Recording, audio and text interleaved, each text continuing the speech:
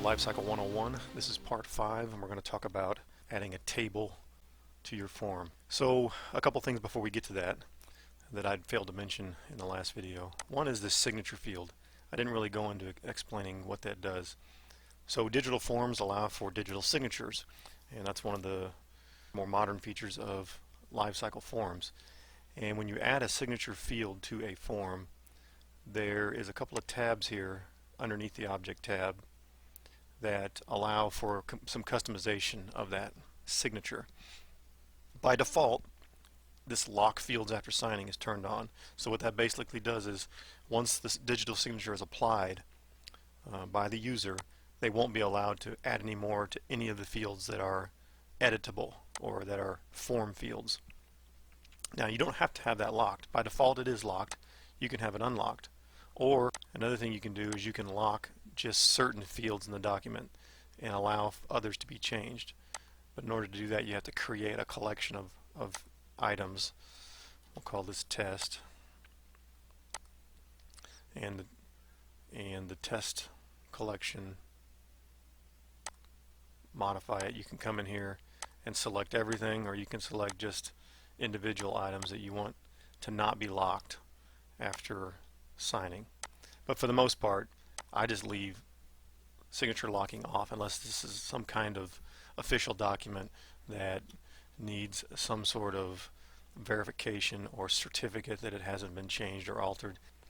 Alright, that's the first thing. Second thing is we want to take this form now and add a table to it and show you how expanding tables functions inside of LiveCycle. So I'm going to just go grab a table object from my object library and add it to the form, and immediately you get this insert table pop-up. I'm going to make it 4 columns wide and 1 body row, and I'm going to include a header and a footer. And so it gives you just this basic table. And on the hierarchy here you can see that it didn't put it on the main page at all. So I'm going to go ahead and click it and hold and drag onto the main page so that it actually lives on this main page now instead of off by itself. Now that brings up another topic that I didn't explain last time, and that is the idea of parent objects and child objects. So right now, table 1, which I'm going to rename table test is a child object of main. And we know that because when we shrink main, all of its children go away in the table of contents here, or in the hierarchy here. So subform header is a child of object main. We also see under subform header that it has children as well: image, logo, and label address. So these would be considered, I guess you could say, grandchildren of main. That word never comes up in any of the XML scripting or anything, but that's a way you could think about it. And so these two objects here, like subform header and subform footer, are siblings, brother sister if you will, objects that are both children of main. And table test we just created is now a child of main. And that'll start making a big difference when we get into scripting, adding JavaScript to our forms, and thinking about how different objects are related to one another. And I use that term pretty loosely, but it does fit. Table test is related to subform header. It is a sibling. Table test is related to main. It is a child. That'll come up more later. So here we have the table object, and it contains 3 row objects: header row, row 1, and footer row. And you can see from the little icon next to the title, this has an icon with a red top and then cells underneath. This has a red middle, cells above and below, and this has a red bottom, no cells below but only above. And that designates what these rows function as. And so you can have one header row, you can have more than one header row, more than one body row, more than one footer row, but it's designated in the XML what these are. If you go into XML source and you see the role TH, that stands for table header. If we went to the footer row, TF, table footer, TR, table row. Again, it doesn't seem important now, but it may come up in the future. And so you can now, after you've added the table object, you can add rows. by just clicking this plus and minus button here. But when you do, notice what happens. Again, one of the worst parts about LiveCycle and the worst design features is the default naming is atrocious. And so now we have these three objects called row 1. But of course, in XML you can't have that. You can't have these same names. And so what Adobe does is it puts this bracketed numeral at the end, or an ordinal number at the end.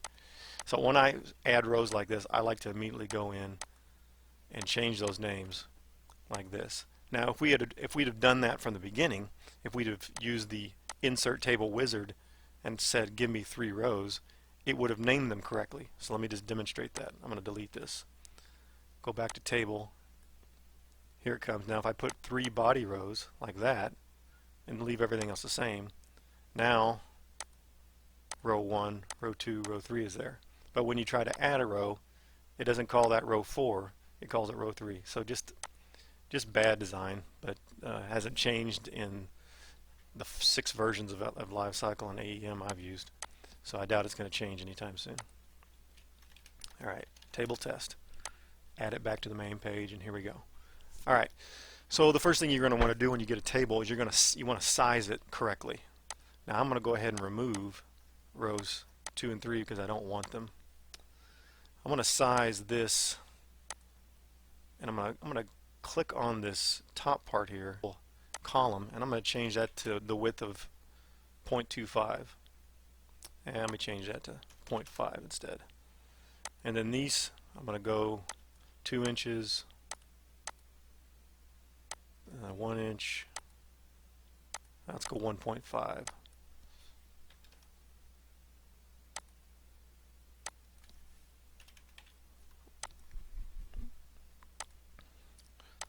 And now I'm going to go actually 4. Alright, now I have my complete width. And I'm changing my mind once again. I'm going to go 3.5 on the width. And then I'm going to add another row right here. Or I'm sorry, add another column by hitting this plus sign. And so when I do that again, the naming thing comes up to bite us. It creates these cells called untitled text. And then it inserts it between 2, 3, and 4. And so in order to get this right and make it uniform, we would need to come and rename these. Cell 2, cell 3, and so on. Okay, got that right now. I'm going to remove some of the text here on the headers, and I'm going to enter in what I want to be there. Subtotal. We'll call this column price.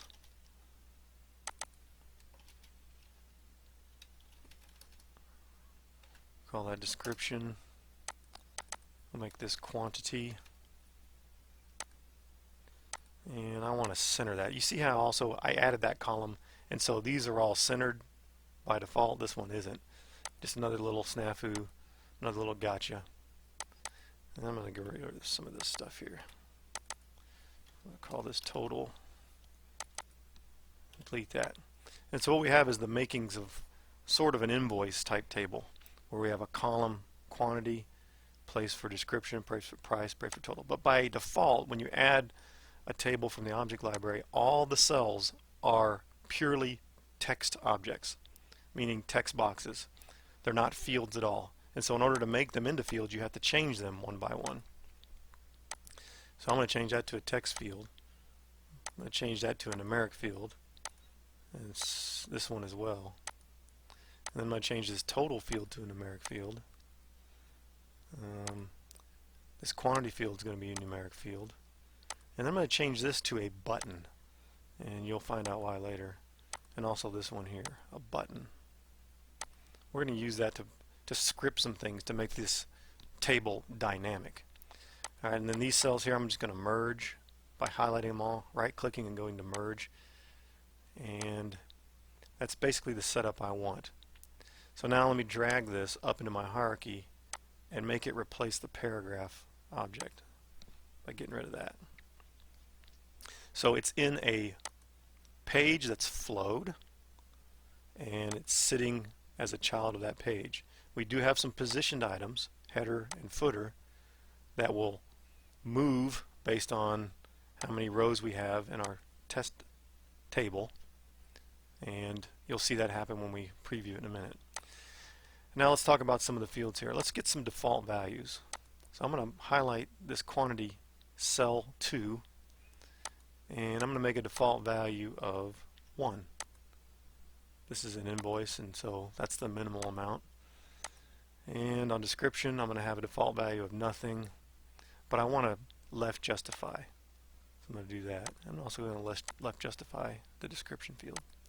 On price, I want my default value of 0, but I also want it to be listed as currency. And so if I go to the Cell tab of the Object tab, click on Patterns, I get all these different kinds of numeric input masks, and I'm going to choose currency.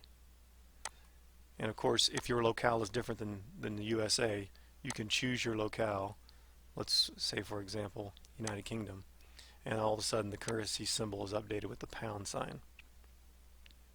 And that would be true for any of these locales that are pre-programmed in Adobe. Adobe's really good about that. I've been criticizing some of the things about Adobe. That's one of its best features. It is very internationally compatible. Alright, there's that, and I also want to make this one a default, actually not a default value.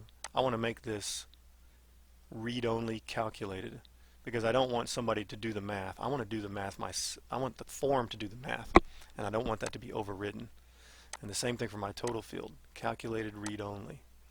And so what I'm doing here is I'm setting the stage for being able to put a calculation in here based on price and quantity.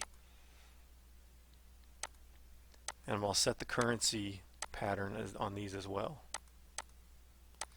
And then just to keep with good standardizations, I'm going to right justify all those. Okay, so now we have ourselves a form that is semi-working. I'm going to change this to raised border so it looks like a button, and then also I'm going to make a caption on this. That one's going to be minus, that one's going to be plus. And I'm just preparing for these buttons to have a function. I'll center vertically and horizontally, and then I'm going to increase the font so that those plus and minus signs show up a little better. Make it 22, like that. Okay, so I have the foundation now laid for this dynamic table to exist.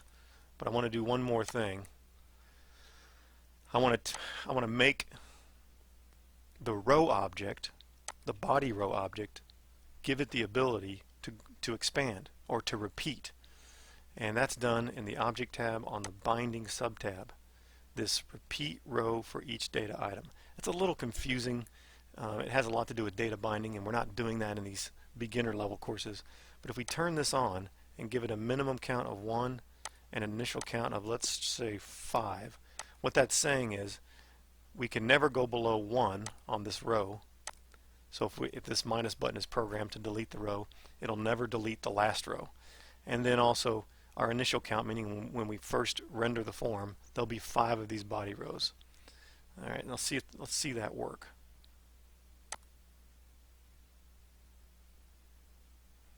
So there we go. And now we don't have anything in here. We can't type.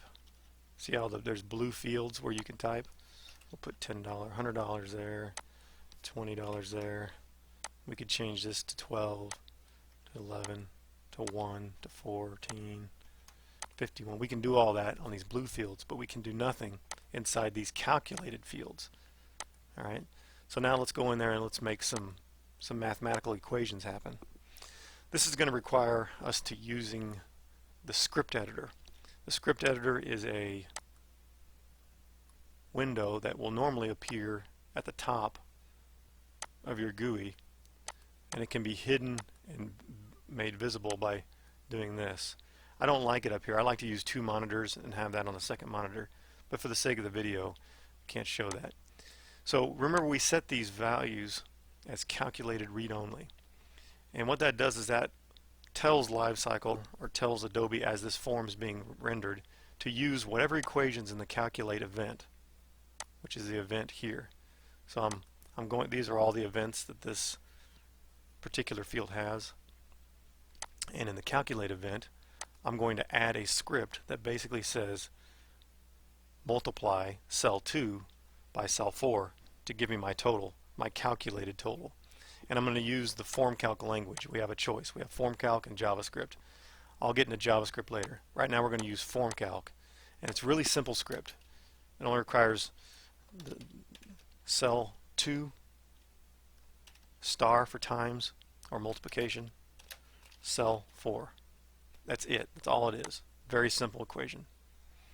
And so now when we have that equation in there and we preview the form,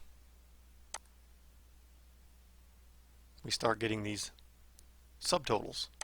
Let's change that to $10. Let's change that to $100. And then and they're constantly updating depending on what we do in the form.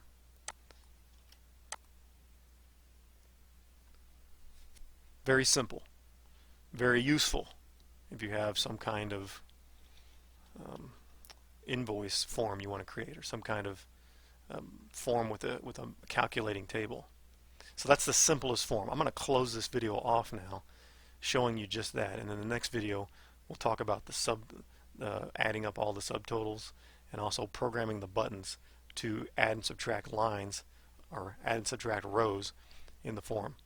So be sure to check out that video, and remember, LiveCycle is a very powerful piece of software, and it's simple once you get the hang of it, but that doesn't mean it's easy to learn. So IT problems are usually simple, they're never easy.